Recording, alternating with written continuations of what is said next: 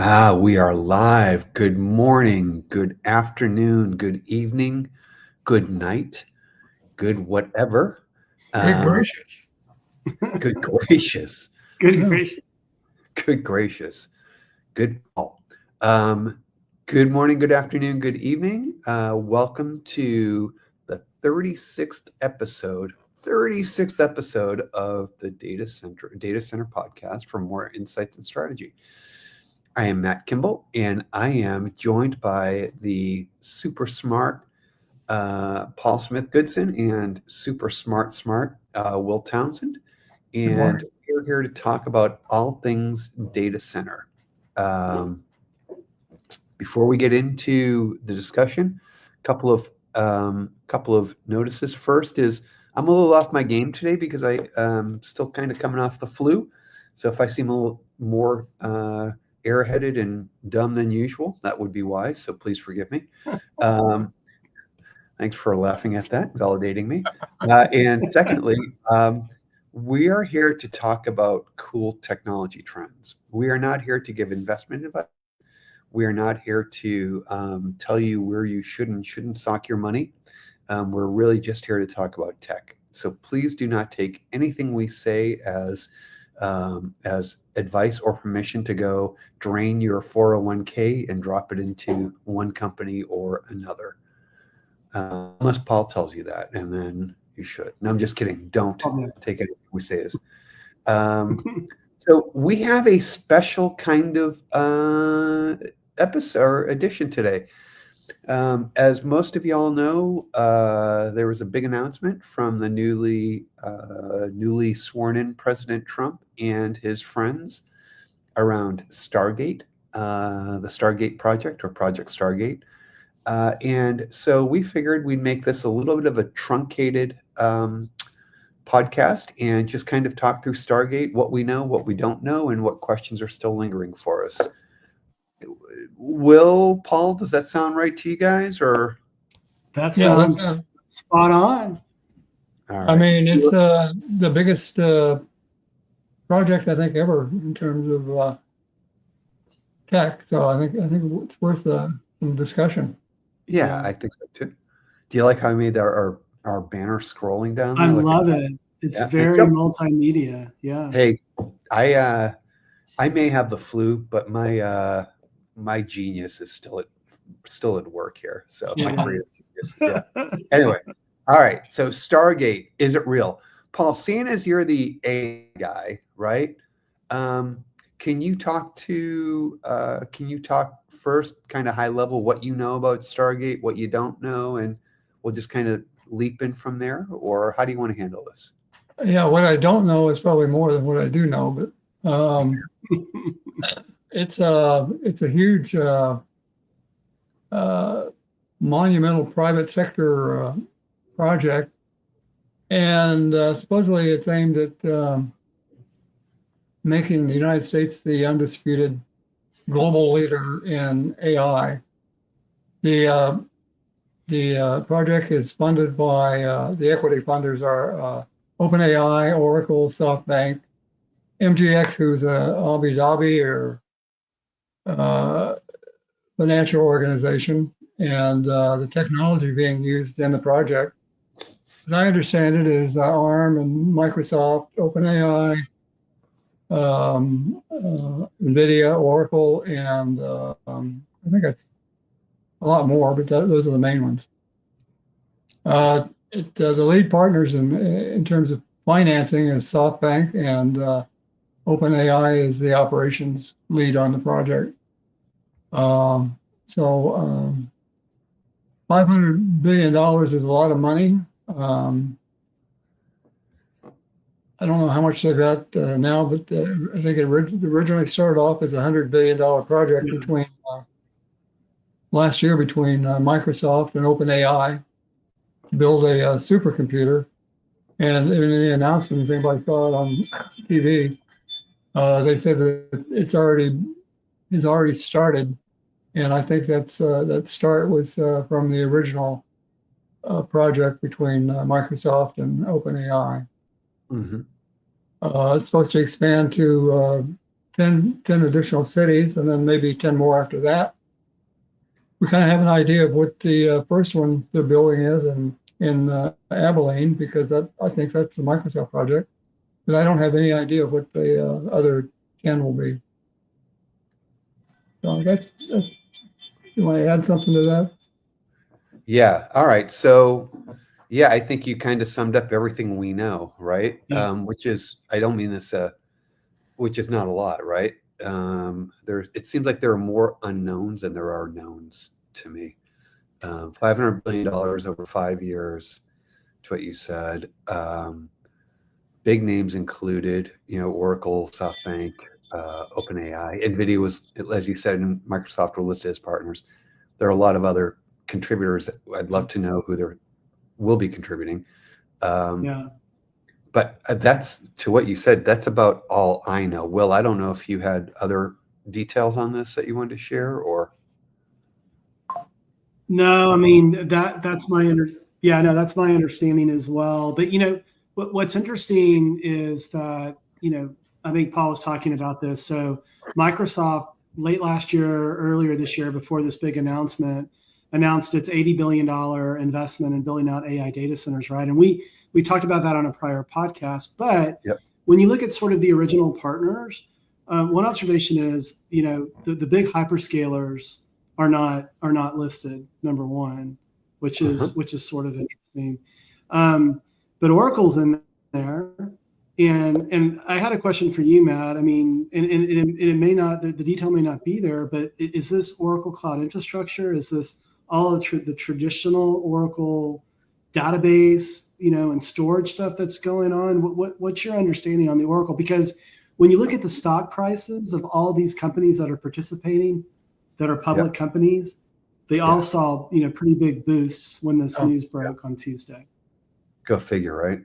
So Oracle's interesting, right? Because they have OCI, they have a life sciences division as well. I was actually a startup that got acquired by Oracle. Full disclosure, that did clinical trial management and safety reporting. And they have the traditional database, which kind of feeds into all of this, right? They're a data platform at the end of the day, right? Yeah. So they have multiple kind of horses in this game. And one of the things that I noticed to what you said is, and it's a question that comes to mind is this.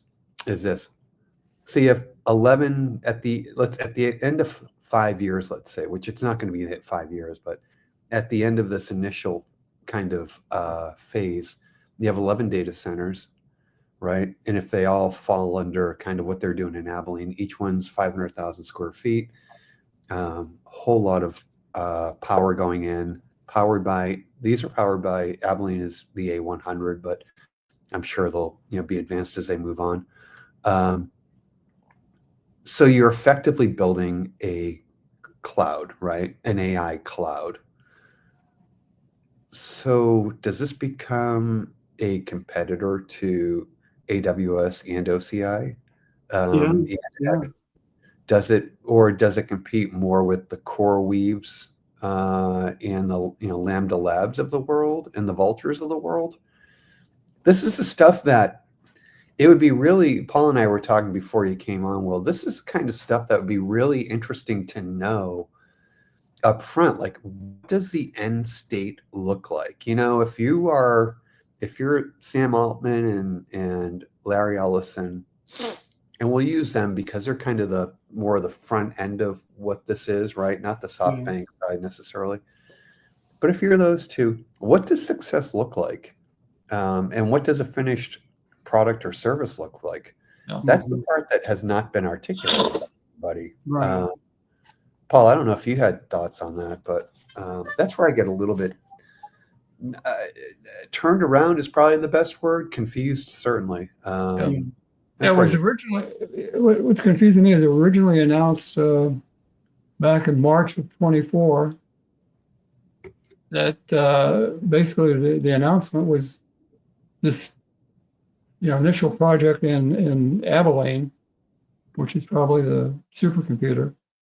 And then that announcement in March also talked about expanding it to other cities and building other, other parts of this. So it sounds like the whole plan was laid out back in March, but now we've got these other people coming in. So that's what's confusing to me. Well, and it feels like this is, it felt like what was being done in March. You could draw a parallel or draw a comparison between that and like what Elon Musk is doing with his data center here in Austin, right? Exactly. Super big, right? Supercomputer, designed and optimized and tailored specifically for AI, right? Yeah. Data center level kind of supercomputer. You could see that.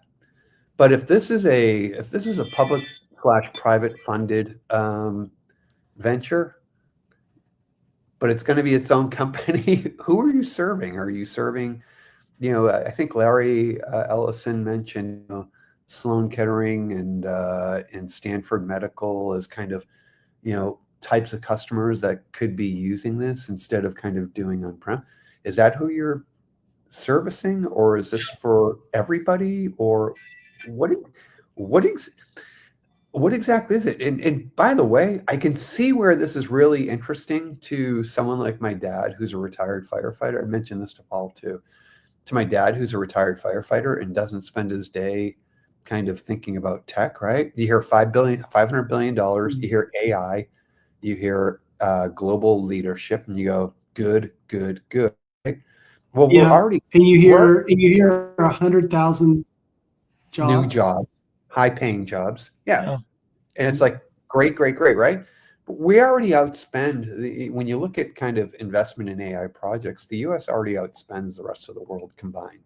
I think we're at 70 billion from a kind of government flowing into projects. And the rest of the world is like 30 billion, with China being 20 of that 30 billion.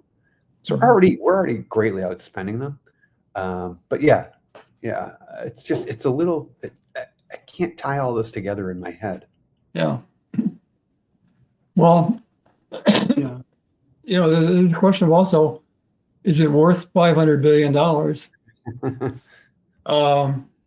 to do this? And there's one instance that it would be worth $500 billion alone is, if you were building AGI, and one of our global adversaries had AGI and was able to crack, military plans and with AGI, then it would certainly be worth $500 billion to protect that.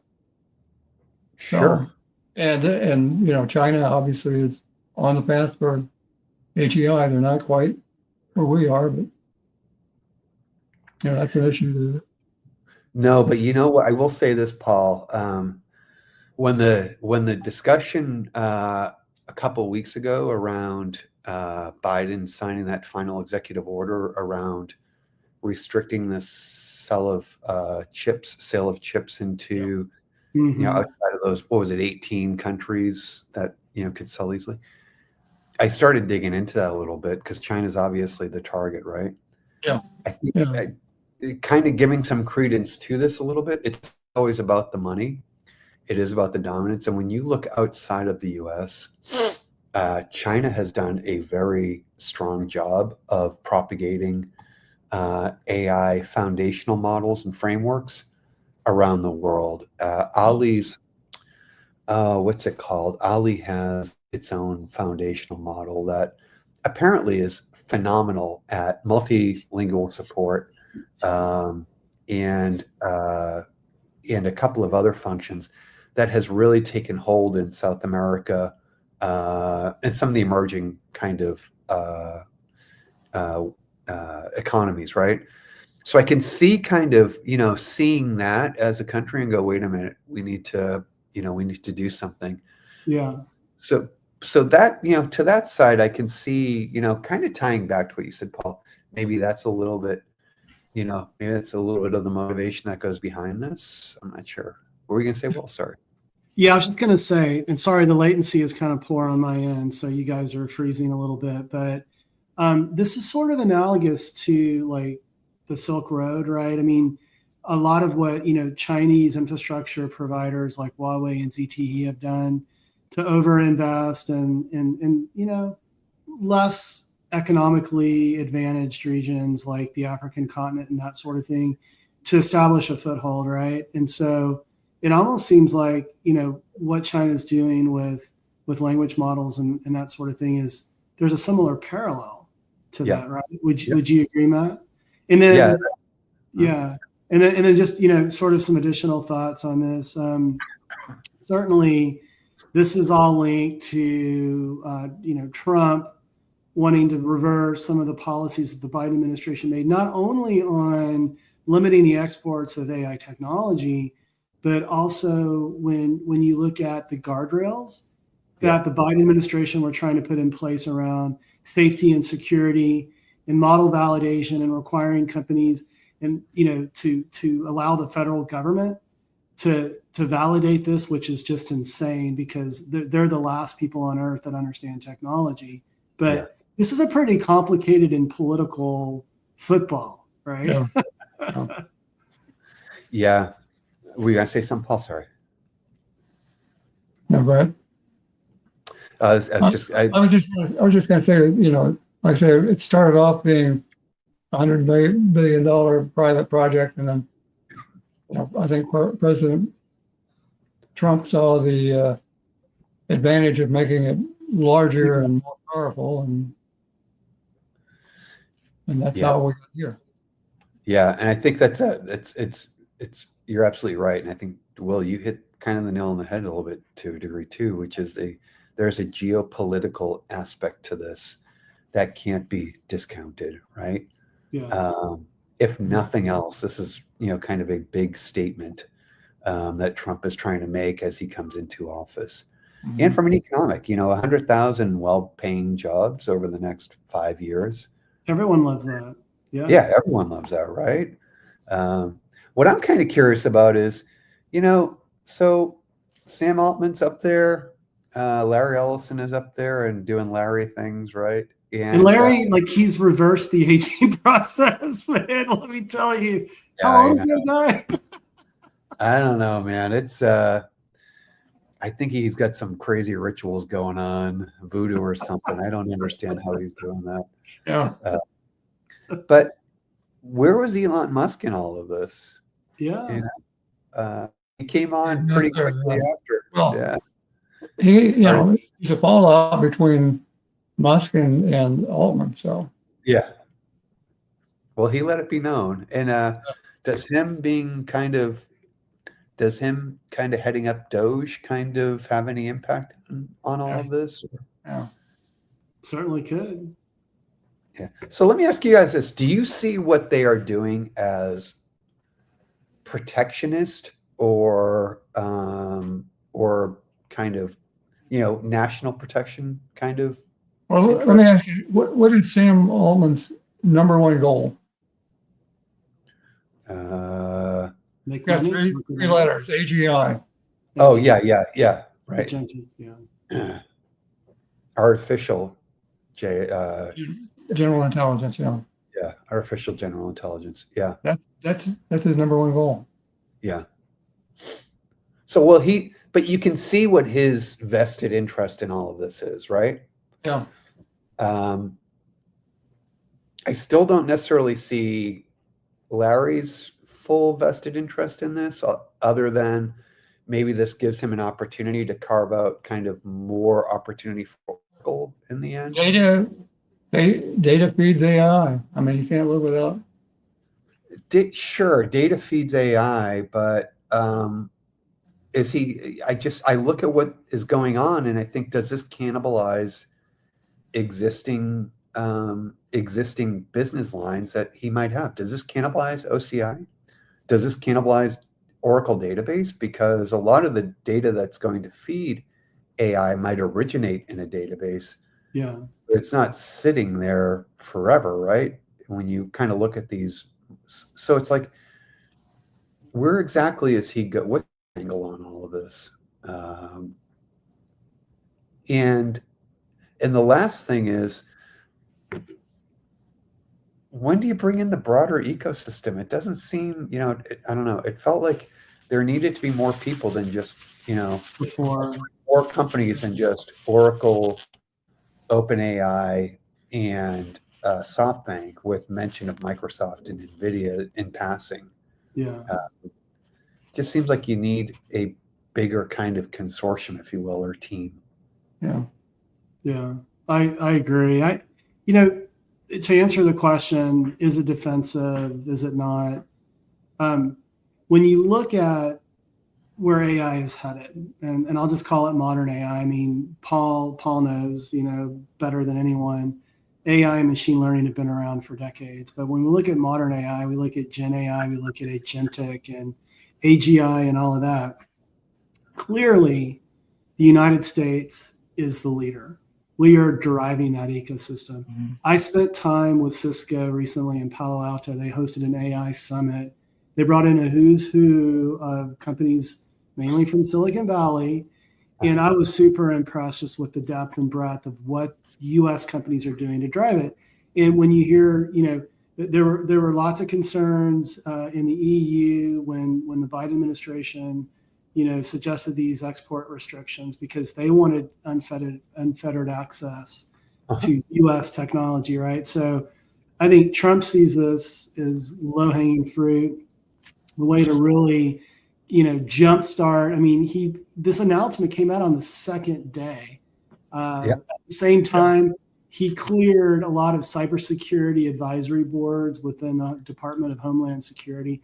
So we've all expected this, right? I mean, he's bombastic. He's going to come in. He's going to reset things and that sort of thing. And so this is just part of a greater agenda. He sees the GDP impact that modern AI is going to have on this economy and how it can catapult the country to the next level. And if there's any notion of a recession, completely shake that off. So I think this is just he sees an opportunity for the government to help sort of facilitate this.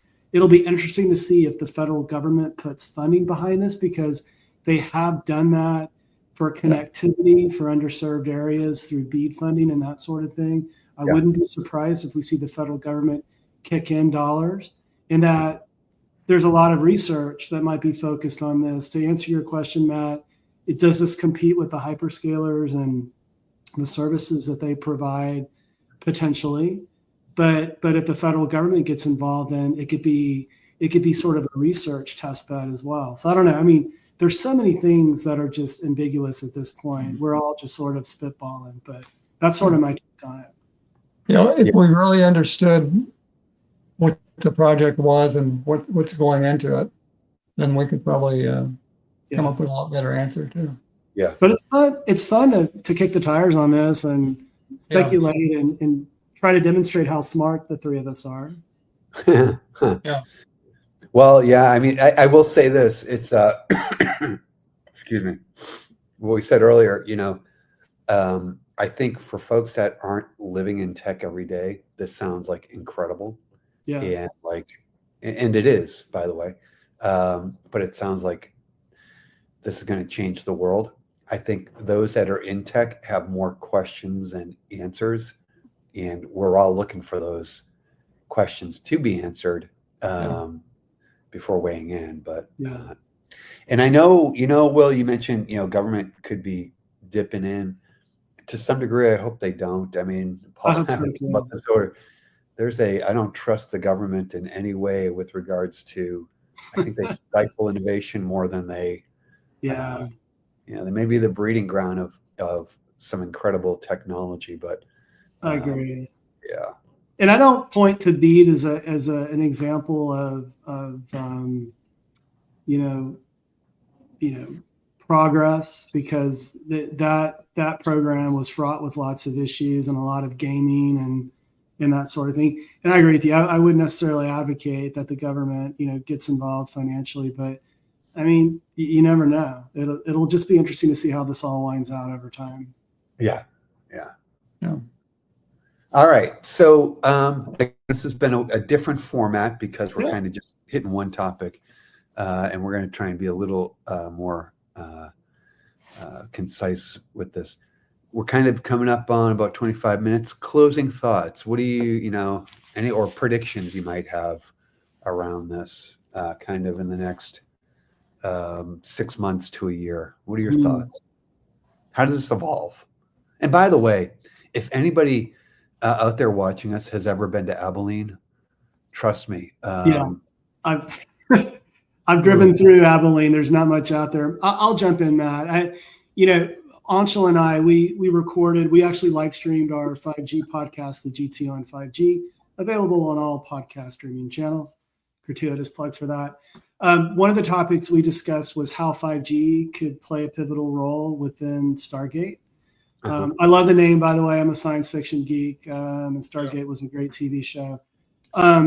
But 5G, and I'll kind of leave this as a thought for our viewers and listeners. 5G has been searching for its killer app, right? And you could argue that fixed wireless access, consumer services have become that killer app, an alternative to fiber in areas that are underserved by fiber. But what we're beginning to see is as AI moves from large language models that are processed in the cloud to network edges where there's smaller language models and you've got devices and AI-enabled PCs to run these smaller language models. 5G mobility, given its latency profile, its throughput profile, and its massive device support profile over 4G LTE, could really become part of the connectivity tissue, because we haven't really talked about this, but you need networking to move all this freaking data around, right? So that's a prediction that I have, Matt, but I think there's too much ambiguity to draw any other conclusions, at least from my perspective. But Paul, what do you think? Well, first of all, I think it's a good project. I mean, good for the United States, good for AI. And I think, even if it turns out to be a $250 billion project, it's still good. Yeah. I think it'll move AI a long way for us. I think they should have named it Anubis Gate instead of Stargate, written by one of my friends, Tim Powers, but we'll go with Stargate. And I think when we get a little further along, I think they'll flush it out and they'll release more details, and I think we'll be satisfied with what we see. There's some challenges. I mean, one of the issues is, there's already a shortage of good AI people. Yeah. Oh, good point. Yeah. Maybe this is a plot to use H-1B to suck off all of Chinese AI workers and bring them into the U.S. Big 100,000 in 5 years. That would make a dent, right? Make a dent. It's a brain drain, right? Get a brain drain. I'm glad to see it. Matt, what are your thoughts as we? So first on the name. So you like the name? I like it. For a different name. When I heard Stargate initially, I don't know why, but my head immediately went to Heaven's Gate, which was that cult in San Diego. Oh. I don't know. I'm a sci-fi nerd with all the lightsabers behind me. I went straight to the science fiction. Oh, this is kind of science fiction. Haley's Comet, right? And Poe, and coming to get us on the comet. Anyway, here's what I think. I think, Paul, I think you hit the nail on the head. I think I think you both did. I mean, networking is obviously going to kind of come into focus, but also I think over the next 6 months to a year, you're going to see a lot more companies involved in Stargate. This starts with three